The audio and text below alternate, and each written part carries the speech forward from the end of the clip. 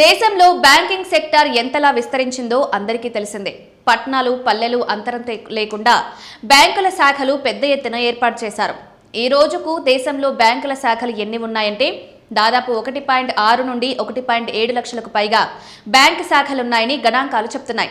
ఇలా దేశవ్యాప్తంగా వివిధ ప్రభుత్వ, ప్రైవేట్, గ్రామీణ, విదేశీ బ్యాంకుల నెట్వర్క్ కలిపి సుమారు 1,60,000 నుండి 1,70,000 వరకు శాఖలు పనిచేస్తున్నాయి. స్టేట్ బ్యాంక్ ఆఫ్ ఇండియా దేశంలోనే అత్యధిక శాఖలు కలిగిన అతిపెద్ద ప్రభుత్వ రంగ బ్యాంకుగా ఉంది.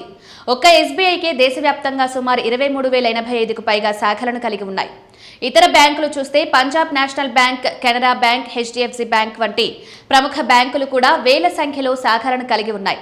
వీటి ద్వారా దైనందిన ఆర్థిక లావాదేవీలు మొత్తం సాగుతున్నాయి. ఇదిలా ఉంటే దేశంలోని బ్యాంకుల పని దినాలను వారానికి 5 రోజులకు పరిమితం చేయాలని డిమాండ్ ఊపందుకుంది. ఈ ప్రతిపాదనపై ఇండియన్ బ్యాంక్స్ అసోసియేషన్ కేంద్రాన్ని కోరుతుంది. ఈ మేరకు యునైటెడ్ ఫోరం ఆఫ్ బ్యాంక్ యూనియన్స్తో ఇండియన్ బ్యాంక్స్ అసోసియేషన్కి చర్యలు జరిపినప్పటికీ ఫలితం రావడం లేదు.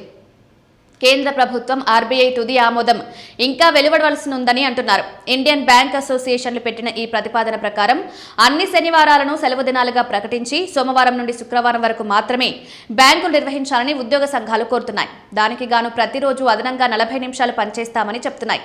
ఈ డిమాండ్పై భారతీయ రిజర్వ్ బ్యాంక్ కేంద్ర ఆర్థిక శాఖ అనుకూలంగా ఉన్న అమలు తేదీపై స్పష్టత రావాల్సి ఉంది. 5 రోజుల బ్యాంకింగ్ అమలులో జరుగుతున్న జాప్యంపై బ్యాంకింగ్ సంఘాల ఆధ్వర్యంలో నిరసనలు, సమ్మెలు, హెచ్చరికలు కొనసాగుతున్నాయి.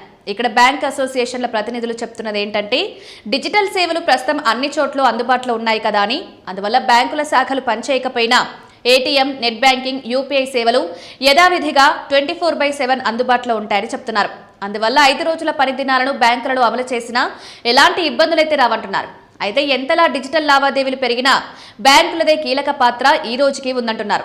డిజిటల్ లావాదేవీలు విపరీతంగా పెరగడంతో బ్యాంకు శాఖలకు వెళ్లే వారి సంఖ్య తగ్గినప్పటికీ ఆర్థిక వ్యవస్థలో బ్యాంకుల ప్రాముఖ్యత పాత్ర ఏమాత్రం తగ్గలేదని బ్యాంకింగ్ రంగం నిపుణులు అంటున్నారు.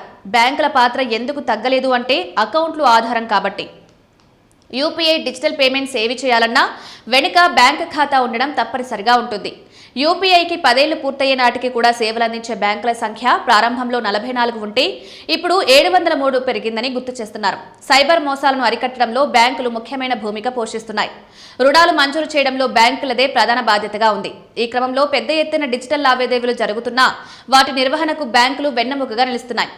దాంతోనే బ్యాంకులు పని దినాలు వారానికి 5 అంటే కొంత ఆలోచించాల్సి ఉందంటున్నారు.